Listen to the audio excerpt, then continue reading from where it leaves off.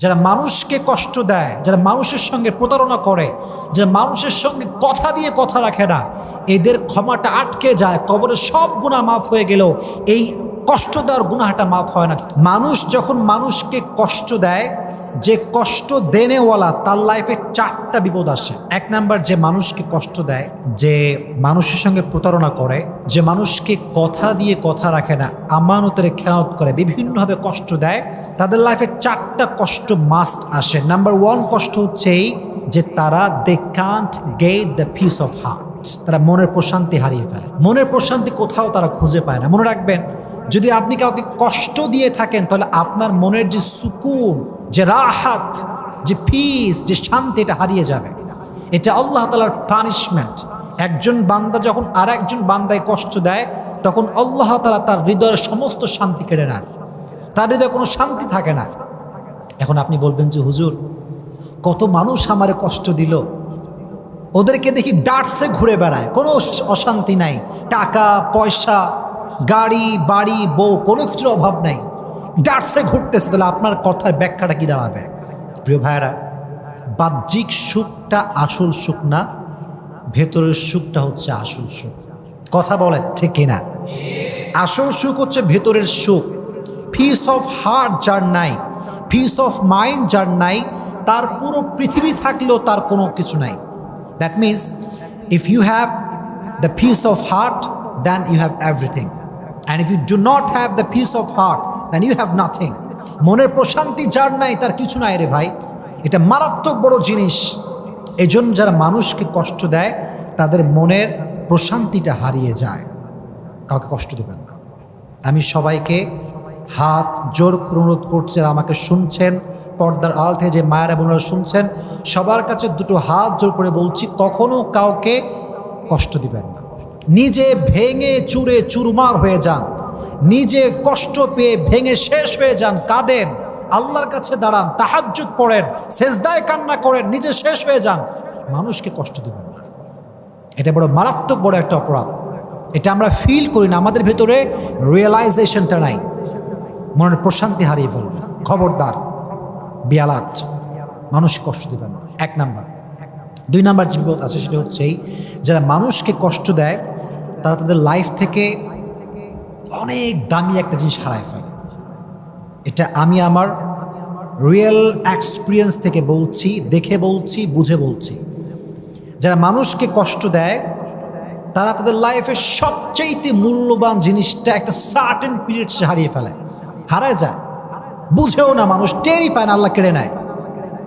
এটা করবেন না। যদি নিজের ফেভারিট জিনিস হারাতে না চান, প্রিয় জিনিস যদি হারাতে না চান, মানুষকে কষ্ট দেবেন না। এটা খুব খারাপ, এটা খুব মারাত্মক জঘন্যতম অপরাধ। কোরআনে আল্লাহ তাআলা বলেছেন, ওয়াল্লাযীনা ইউযুনাল মুমিনিনা ওয়াল মুমিনাত বিগাইরি মাকতাসাবু ফাকাদ ইহতামালু বুহতানা ওয়া ইসমান মুবিনা। যেই বান্দারা একজন মুমিন বান্দাকে অথবা একজন মুমিনা বান্দিকে কষ্ট দেয়, তারা প্রকাশ্যে গুনাহ বহন করে। কোনো কারণ ছাড়া দেখবেন মানুষ মানুষকে ব্লেম করে, অপবাদ দেয়, তহমত দেয়, অথচ সে অপরাধটা করেই নাই সে। আল্লাহ বলছেন তারা প্রকাশ্যে গুনাহের বোঝা বহন করে। কষ্ট দিবেন না, কাউকে কষ্ট দিবেন না। নিজে কষ্ট পেয়ে শেষ হয়ে যান, কান্দেন, পাগলের মতো চিৎকার করেন, যাই হোক না কেন, মানুষে কষ্ট দিবেন না। 2 নাম্বার বিপদ। 3 নাম্বার যেটি ঘটে সেটি হচ্ছে এই, যে মানুষকে কষ্ট দেয়, মানুষের মন থেকে আল্লাহ তাআলা তার ভালোবাসা দূর করে দেয়। যদি আপনি আমাকে কষ্ট দেন, আমি কষ্ট পেলাম, অনেক কষ্ট পেলাম, আপনি মনে রাখবেন এটার ব্যাড ইফেক্ট যেটা আপনার লাইফে ঘটবে সেটি হচ্ছে এই, মানুষের মনে আপনার জন্য কোনো ভালোবাসা থাকবে না। এটা ন্যাচার অফ ল, এটাই প্রকৃতির নিয়ম। আপনি দেখবেন যারা সমাজে মানুষে গালি দেয়, রুড বিহেভ করে, এদের থেকে মানুষ অলওয়েজ ডিস্টেন্স মেনটেন করে চলে, ওদের কাছেও মানুষ যায় না। কারণ কি জানেন? আল্লাহর ধরা সবচেয়ে বড় ধরা। আল্লাহর ধরার মতো বড় ধরা পৃথিবীতে আর কোথাও নাই। এই জন্য যখন মানুষকে কষ্ট দিবেন, মানুষের হৃদয় থেকে আল্লাহ তাআলা আপনার প্রতি যে রেসপেক্টটা ছিল, যে সম্মান ছিল, যে লাভ ছিল, এটা আল্লাহ দূর করে দেবে। এটা হচ্ছে 3 নাম্বার বিপদ। আর last and final, and that is very dangerous, very dangerous. সেটা কি? এদিকে তাকান, আমার চোখে চোখ রাখেন, কথাগুলো বোঝার ট্রাই করেন। যখন আপনি মানুষকে কষ্ট দিবেন, কবরে আপনার তওবা করেছেন, আল্লাহর কাছে কান্নাকাটি করেছেন, তাহাজ্জুদ পড়েছেন, আজীবন আল্লাহর কাছে তওবা করতে করতে আপনার সব গুনাহ মাফ হয়ে গেছে। মাশাআল্লাহ, দ্যাটস ভেরি অ্যামেজিং। সব মাফ হয়ে গেছে, খুব ভালো। কিন্তু যদি আপনি মানুষকে অজান্তে কষ্ট দিয়ে থাকেন, এই গুনাহটা ক্ষমা হবে না। এটা ক্ষমা হবে না, বিকজ হক যেটা আছে এটা দুই প্রকার। একটা হচ্ছে হকুল্লাহ, একটা আল্লাহর হক, আর একটা হচ্ছে হকুল ইবাদ, বান্দার হক। আল্লাহর হক, নামাজ পড়বেন, পড়েন নাই, তওবা, ক্ষমা করে দিবে আল্লাহ। আপনার আল্লাহর হক, সামর্থ্য হয়েছে হজ করতে হবে, করেন নাই, আল্লাহ ক্ষমা চাই, তওবা করলাম, আল্লাহ আবার করব, আল্লাহ মাফ করে দিবে। এটা ক্ষমা হতে পারে, বিকজ আর রহমান আর রহিম, he is the most merciful, the most gracious, the most kindful. সবচাইতে দয়াময়, সবচাইতে মায়াময় একজন। জবান খুলে বলেন তিনি কে? আল্লাহ হচ্ছেন সবচাইতে মায়াময়। এটা ক্ষমা হতে পারে। বাট হকুল ইবাদ, বান্দার হক, বান্দা ক্ষমা না করলে ক্ষমা হয় না। This is very dangerous. This forgiveness depends on the person whom he has offended. আপনি যাকে কষ্ট দিয়েছেন, যেই ব্যক্তি যাকে কষ্ট দিয়েছে, এটার ক্ষমা এক্স্যাক্টলি ওই ব্যক্তির উপর নির্ভর করে যাকে সে কষ্ট দিয়েছে।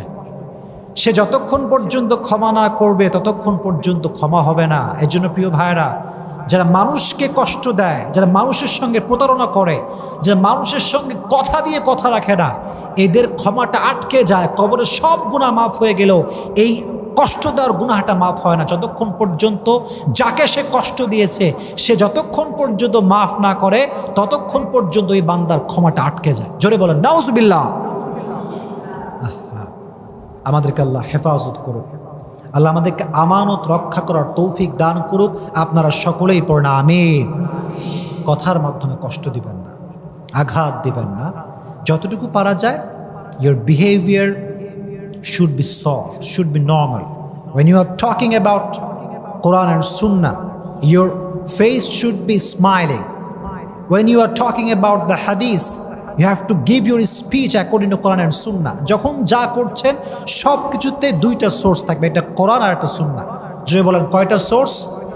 কোরআন এক নাম্বার, দুই নাম্বার কি? সুন্নাহ। মাশাআল্লাহ, এটা ফলো করবেন। তাহলে আমরা দুই নাম্বার বিষয় জানতে পারলাম, যতদিন বেঁচে আছি কোনোদিন কাউকে কষ্ট দিয়ে একটা কথাও বলবো না। আমরা সকলেই বলি ইনশাআল্লাহ।